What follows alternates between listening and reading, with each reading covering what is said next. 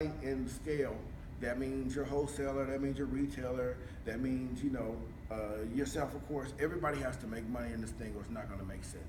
And one thing about pricing our product at 250 wholesale, it gives the retailer a chance to, he can market high at 6.99 or 5.99, but he can also drop it all the way down, to 450 and still make that original 40%. You know what I mean? If he so desires. So what we want to do is always leave room for that man, which is the wholesaler, to make money, because he's going to market your product, he's going to distribute your product, he's going to be the face person for that brand. And with that being said, you want to make sure they have everything they need to be successful. That means posters, that means flyers, that means shelf spacers. All these things are necessary for you to give to your wholesaler or your retailer. Well, you give it to your wholesaler and your wholesaler gives it to your retailer. But these are important elements that you need to market your product outside of just taking it to a store and sitting it on those shelves. A lot of times these products get, if you're blessed enough to get into the stores, they will just sit on the shelf because you don't have any secondary marketing. This business requires a lot of work. Sometimes people see me and they say, well, man, your product is making money while you're sleeping. You don't have to do anything. Well, that's not true. I have to do plenty. I just have to do it differently. I may not have to sit into the sun and do construction or whatever other type of occupations there are out here, but this requires a lot of work. It requires a lot of planning. It requires a lot of strategy, and it requires to be up on the technology trends that it takes to market these brands on a social media platform. Okay? I want to talk to you about how we got into Barbernomics just for a second. When we first started this roller coaster wave brand, initially it was just about this brand. It expanded to another version of this, and then a shampoo, and we did those things, and they were doing well.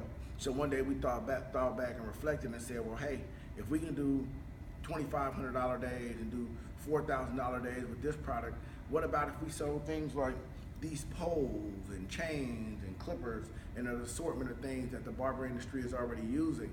If we use those things, then how can we capitalize on that? So what we did is put ourselves in positions to become wholesalers, retailers actually, online retailers. So we built our platform, which is our webpage and all that good stuff. We built that platform. It's called Barbernomics, obviously, and it's pretty much where we sell a host of different products that at one time a lot of people in the business would consider us competition. What I did is I wanted to embrace that movement and become like the Walmart of products. I wanted to be able to encompass, all the brands, of my colleagues, and put them on a platform and give them all a chance to be successful, in the space that I provide. So if you guys are interested in contacting me, my business partner is over there. His name is James. Please feel free to talk to him, and he'll give you the information necessary so we can get you uploaded on the site and start selling your product.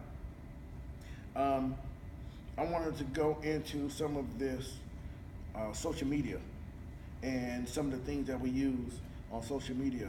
One of the first and biggest things that I use, that I prefer to use, of course, is Instagram. Everybody knows Instagram has been like the main social media platform for marketing for a long time. And if you don't know how to work it, I'm just going to kind of give you a couple little insights on it. Instagram is great, for looking at pictures of other people's lives.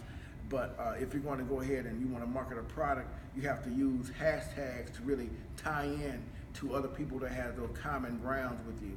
Like, for example, if a person is into barbering, the hashtag might be barber, barber life, barbershop connect, roller coaster wave, strictly cuts. Those are platforms, and those are hashtags that will tie you directly into all those other hashtags that are related to those ones that I just mentioned.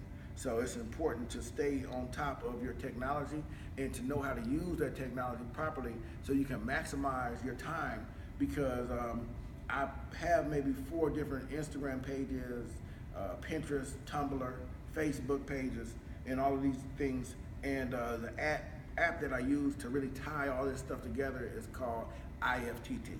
Does anybody know what IFTT is? Everybody's quiet. That's cool. Well, IFTT is if this, then that, right? And what that does, it is like a conduit act, which it just chain links everything, boom, everything together, one at a time, one at a time. So when you look at the app, they have their own instructions on how to operate it, but just generally speaking, it's a recipe bowl. The recipe bowl is pretty much the platform of all the different apps that they sell or that they market, Tumblr, Pinterest, whatever. So you add all those into your recipe bowl. Of course, based on your Instagram app, your host Instagram app, and then when you send on Instagram, it will automatically send out to all those other products on your recipe bowl. So that's kind of how you use IFTT. Just a little general speaking about that. What I found to discover that's been real successful for us as well is using roller coaster waves and barberonomics on the Facebook platforms. They have a lot of promoting campaigns that they have for that get you a lot of exposure. I know everybody in here has Facebook, right? So when you go on Facebook, if you notice there's always a sponsored ad somewhere, somehow on there that you didn't have nothing to do with. Well, Facebook has something to do that, and they sell that space. When you build your profile up, say if you're into swimming or barbering, then that registers with them. So when I build my profile and I want to market to those certain communities, then it will say the things that relate to my barbering category. When I promote from a sponsorship level, then it will automatically attach to all those things that were in my interest category. It's pretty self-explanatory.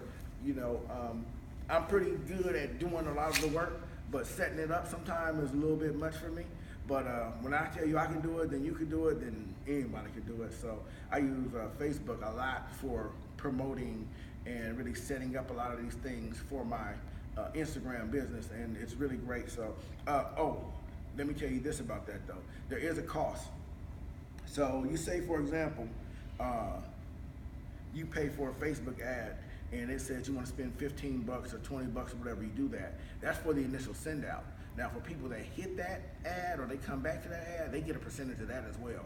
I'm not necessarily crazy about that, but does it provide an opportunity for us to get some money and do some things and get exposed to some people that we might not have been exposed to? Absolutely. So I'm okay with that.